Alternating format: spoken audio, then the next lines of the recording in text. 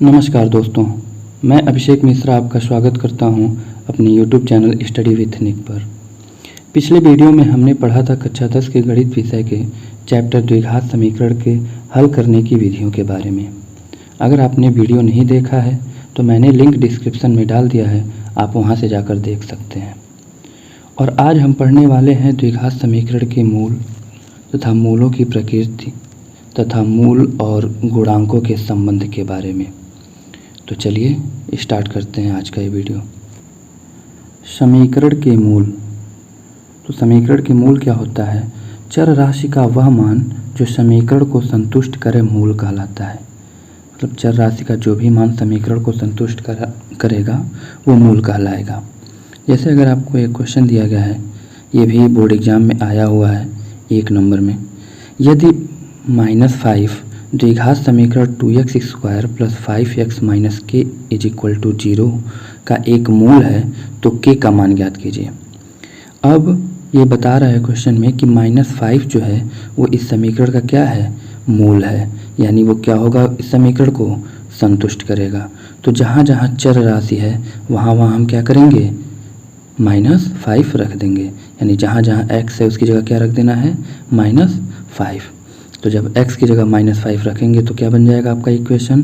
2 bracket में -5 का square + 5 bracket में -5 - k = 0। इसको जब हल करेंगे तो k का मान कितना आ जाएगा आपका? 50 - 25 कितना आ जाएगा? 25। यानी अगर k का मान हम 25 रखते हैं तो इस समीकरण का एक मूल क्या होगा? -5। ऐसे प्रश्न आपको बहुत मिल जाएंगे प्रीवियस ईयर पेपर्स में, जिनको बस थोड़ा सा ध्यान देने पर वो आसानी से सॉल्व हो सकते हैं। अब हमको पढ़ना है मूलों की प्रकृति के बारे में, कि मूल कैसे होते हैं, वास्तविक होते हैं कि अवास्तविक होते हैं, परिमेय होते हैं कि अपरिमेय होते हैं, समान होते हैं कि असमान होते हैं। एक बात ध्यान रख लीजिए कि जैसे ही आपको मूलों की प्रकृति के बारे में पूछा जाए, ये समझ जाना है कि आपको विविक्त कर निकालना ही निकालना है। बिना विविक्त कर निकाले हुए आप मूलों की प्रकृति नहीं बता सकते कि हाँ मूल वास्तविक होंगे कि असमान होंगे कि काल्पनिक होंगे या परिमेय होंगे। ठीक है, इसमें आपको ज़रूर विविक्त कर निकालना पड़ेगा। जैसे ही क्वेश्चन में कहीं भी आपको दिख जाए कि असमान, समान, परिमेय, अपरिमेय, वास्तविक, समझ जाइए कि बस हमको विविक्त कर वाला फॉर्मूला लगाना है। तो इसका जो पहला स्टेप है, इसमें क्या करना है आपको? सबसे पहले जो भी द्विघात समीकरण आपको दिया जाएगा उसको मानक द्विघात समीकरण से तुलना करके जो भी गुणांक हैं, चाहे x² का गुणांक है a या फिर x का गुणांक b या फिर जो भी अचर पद है उसका मान लिख लेना है। इसमें आपको साइन का बहुत ज़्यादा ध्यान देना है, क्योंकि होता क्या है कि जल्दबाजी में हम चिन्ह को गलत ले लेते हैं और उसकी वजह से वास्तविक की जगह काल्पनिक आ जाता है। इसके बाद क्या करना है कि जैसे ही आप a, b और c का मान निकाल लेंगे, उसके बाद आपको विविक्त कर जो t = होता है b² - 4ac उसका मान ज्ञात कर लेना है। जैसे ही आप d का मान ज्ञात कर लेंगे, इसमें आपको कंडीशन दी हुई है कि अगर d का मान 0 के बराबर या 0 से बड़ा है तो मूल वास्तविक होंगे। ठीक है, अगर मूल वास्तविक हैं तो फिर उसमें आएगा कि समान होंगे कि असमान होंगे। यदि विविक्तकर का मान 0 से बड़ा है तो मूल वास्तविक और असमान होंगे, और यदि विविक्तकर का मान 0 के बराबर है तो मूल वास्तविक और समान होंगे। इस कंडीशन में जो दोनों मूल आते हैं वो आते हैं -b/2a, क्योंकि वो दोनों क्या होंगे? समान होंगे। जो काल्पनिक होने की कंडीशन है वो है अगर विविक्तकर आप निकालते हैं और उसका मान 0 से कम आता है, यानी निगेटिव वैल्यू आती है, तो मूल उस कंडीशन में क्या होंगे? काल्पनिक होंगे। परिमेय और अपरिमेय देखने के लिए बस आपको ये देखना है कि जब हम विविक्तकर का मान निकाल रहे हैं, d का मान निकाल रहे हैं, तो वो पूर्ण वर्ग आ रहा है या नहीं। अगर उसका मान पूर्ण वर्ग है तो मूल क्या हो जाएंगे, परिमेय होंगे और वास्तविक होंगे। अगर d का मान या व्युत्कर का मान जो है वो अगर पूर्ण वर्ग नहीं आ रहा है, जैसे 4 या 9 या फिर 16, अगर ये ऐसा नहीं आ रहा है तो उस कंडीशन में मूल क्या होंगे, अपरिमेय होंगे। द्विघात समीकरण का ये टॉपिक बहुत ही इम्पॉर्टेंट है। इससे अगर आप देखेंगे तो हर साल एक न एक क्वेश्चन ज़रूर ही पूछा जाता है, तो इसको ध्यान रखेंगे। जैसे ही आपको मूलों की प्रकृति से रिलेटेड कहीं भी क्वेश्चन में दिखता है तो समझ जाना है कि आपको विविक्त कर निकालना ही निकालना है। इसको आप अपने माइंड में फिक्स कर लीजिए। मूलों की प्रकृति का मतलब है क्या निकालना है आपको, विविक्त कर निकालना है। जैसे एक क्वेश्चन ये भी 2019 में ही आया हुआ है कि यदि द्विघात समीकरण 3x² - 6x + k = 0 के मूल समान है तो k का मान ज्ञात कीजिए। अब इसने क्वेश्चन में ही दे दिया है कि मूल समान है, ठीक है, और उसके आधार पर पूछा है कि k का मान बताइए। तो अगर सबसे पहला क्या स्टेप था कि समीकरण को मानक समीकरण से तुलना करना था, तो जब इसको मानक द्विघात समीकरण से तुलना करेंगे तो a का मान कितना आ जाएगा 3, b का मान कितना आ जाएगा -6। चिन्ह का हमेशा ध्यान रखना है। c का मान कितना आ जाएगा k। हम पीछे भी देख चुके हैं इसी वीडियो में कि अगर मूल समान है तो उस कंडीशन में विविक्त कर का मान कितना होना चाहिए 0, यानी d का मान कितना हो जाएगा 0। d बराबर क्या होता है b² - 4ac। जो मान हमने तुलना करके निकाला था अगर उसको रखेंगे तो d का मान कितना आ जाएगा 36 - 12k। इसको जब पक्षांतर करेंगे तो आपको k का मान कितना मिल जाएगा 3 मिल जाएगा। यानी अगर इस समीकरण में हम k की जगह अगर 3 रख दें तो इस द्विघात समीकरण के मूल क्या होंगे, आपस में समान होंगे, ठीक है।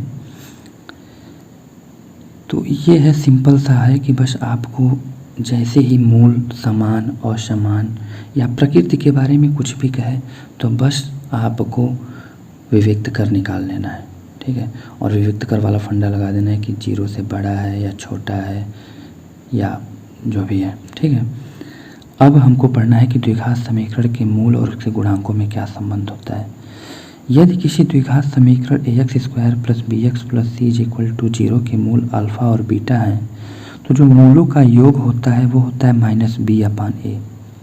b क्या है, b होता है x का गुणांक और a क्या है x² का गुणांक। मूलों का गुणनफल क्या होता है c/a, जहाँ c क्या है अचर पद और a क्या है x² का गुणांक।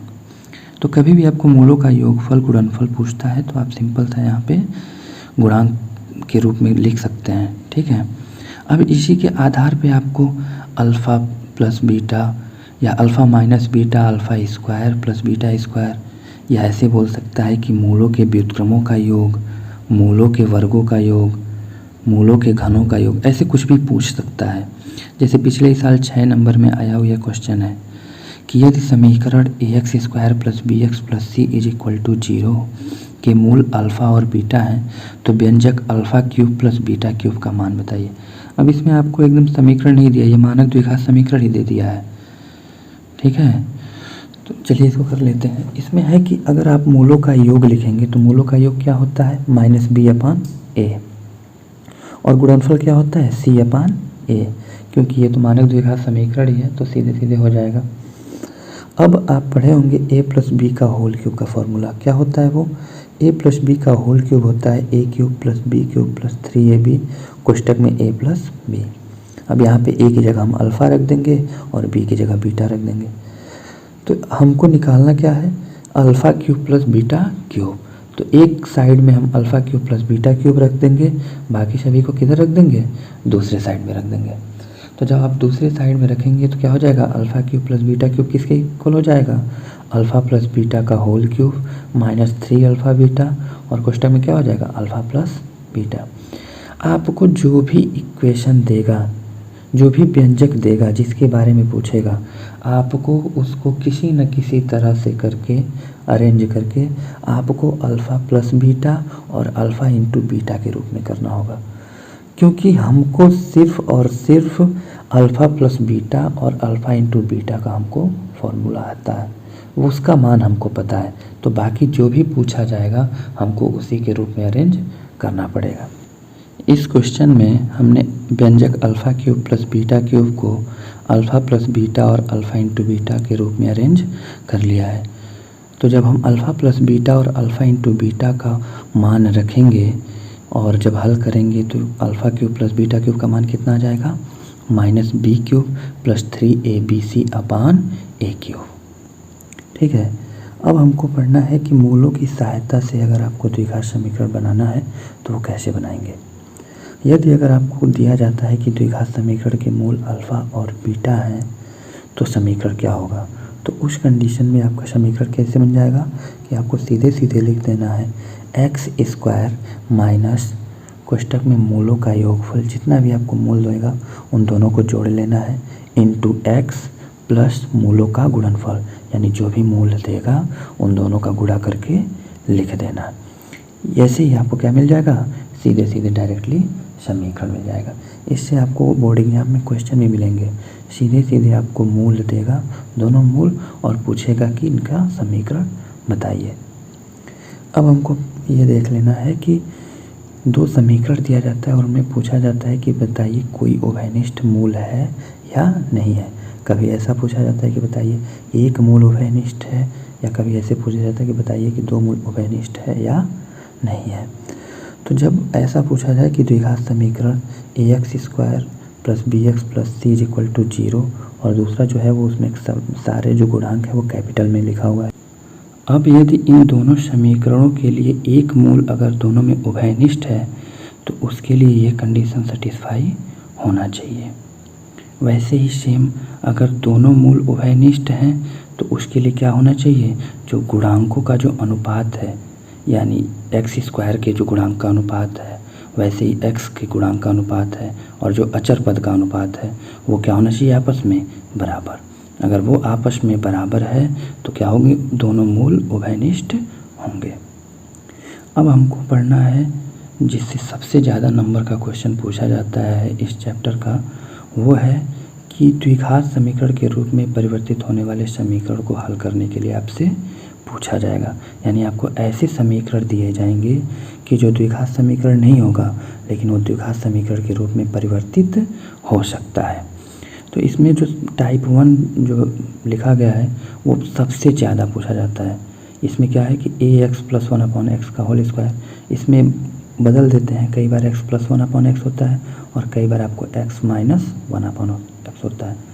तो प्लस या माइनस कोई भी हो सकता है, लेकिन ये वाला टाइप का जो क्वेश्चन बहुत ही पूछा जाता है। तो ऐसे क्वेश्चन में आपको सिंपल सा क्या करना है, पहला स्टेप यही लेना है कि इसमें आपको जो भी x प्लस 1/x हो या चाहे x माइनस 1/x हो, उसकी जगह पे आपको क्या रख देना है, y रख देना है। फिर आपका समीकरण क्या बन जाएगा, ay square plus by plus c is equal to 0। यानी अब y चर में आपका क्या बन जाएगा, द्विघात बन जाएगा। और जब y चर में द्विघात बन गया तो आपको क्या करना है, इससे y का मान निकाल लेना है। उसकी तीनों विधियाँ हम पढ़ चुके हैं, आप कोई भी लगा सकते हैं। ठीक है, उसके बाद क्या करना है, y का जो दो मान आएगा उसमें आपको एक बार एक मान को x प्लस 1/x को एक बार रखना है और फिर दूसरे बार दूसरे मान को रखना है। उसको हल करके आपको फिर क्या करना है, x का मान निकाल लेना है। तो ऐसे ये टाइप 1 हल हो जाएगा। बहुत ही ज़्यादा बार पूछा जाता है और ये 3 नंबर या 4 नंबर या 2 नंबर में नहीं, ये सीधे सीधे आपको 6 नंबर में पूछा जाता है। तो ये इंपॉर्टेंट है, थोड़ा सा ध्यान देंगे तो हो जाएगा। इसी का एक दूसरा टाइप है कि ax to the power n का जो होता है, ठीक है, जैसे इसमें लिखा हुआ है ax to the power 4 plus bx to the power 4 plus c is equal to 0। तो इसमें जो भी आपको दूसरा पद दिखेगा, कई बार ऐसे दे देता है कि ax to the power 2/3 plus bx to the power 1/3 plus c is equal to 0। अब उसमें क्या करना है, आपको x टू द पावर 1/3 को y मान लेना है और यहाँ पे क्या करेंगे, एक्स स्क्वायर को y मान लेंगे। ठीक है, तो जो भी x to the power n वाला टर्म होगा उसको हम y मान लेंगे और x to the power 2n वाला अपने आप क्या बन जाएगा, y स्क्वायर बन जाएगा, यानी आपका द्विघात बन जाएगा। और जब द्विघात बन जाएगा तो पहले हम y के लिए हल करेंगे और फिर उसी y का जो मान आएगा एक बार पहले मान को फिर दूसरे मान को रख के हम क्या कर लेंगे, x का मान निकाल लेंगे। तो चलिए इसी का एक क्वेश्चन कर लेते हैं जो पिछले साल 2019 में एक पूछा गया था बोर्ड एग्जाम में। कि समीकरण 2 bracket X square plus 1/x² bracket close minus x plus 1/x minus 11 is equal to 0 को हल कीजिए। ठीक है, मतलब इसमें आपको x का मान निकालना है।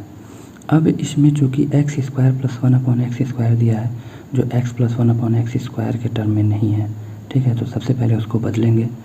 तो हमको पता है a प्लस बी का होल स्क्वायर क्या होता है, a² plus b² minus 2ab।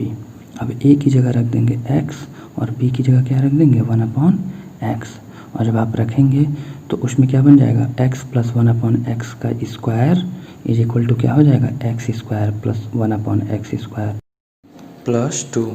अब उसमें हमको चाहिए x² प्लस 1/x², तो उसको एक साइड में रखेंगे और दूसरी साइड में क्या हो जाएगा x प्लस 1/x² माइनस 2। तो यानी x² प्लस 1/x² की जगह हमको क्या रखना है x प्लस 1/x का होल स्क्वायर माइनस 2। अगर यही बीच में माइनस रहता तो हम यहाँ क्या कर देते x माइनस 1/x का स्क्वायर प्लस 2।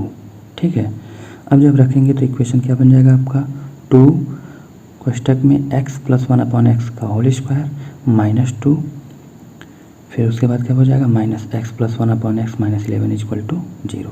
अब आपको दिख रहा है x प्लस 1/x, उसको हम क्या मान लेंगे y मान लेंगे, और जब y मानेंगे तो आपका समीकरण क्या हो जाएगा 2y² minus 2 minus y minus 11 is equal to 0।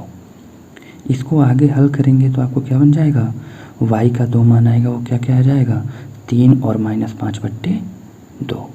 हमने यहाँ पे गुणनखंड भी लिया है, आप कोई सा भी यूज कर सकते हैं जो आपको अच्छा लगे। अब एक बार x प्लस 1/x को 3 के बराबर रखेंगे और एक बार किसके बराबर रखेंगे माइनस 5/2 को। जब 3 के बराबर रखेंगे तो आपका समीकरण क्या बन जाएगा x² minus 3x plus 1 is equal to 0।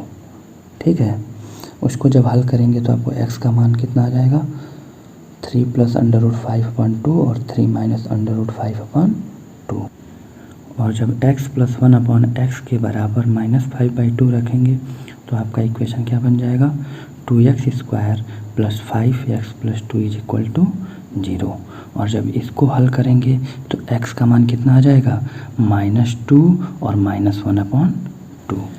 बस आपको स्टेप फॉलो करना है, क्वेश्चन चाहे छोटा हो बड़ा वो अपने आप सॉल्व हो जाएगा। तो चलिए बस आज के लिए इतना ही, मिलते हैं अपने नए वीडियो में। नमस्कार।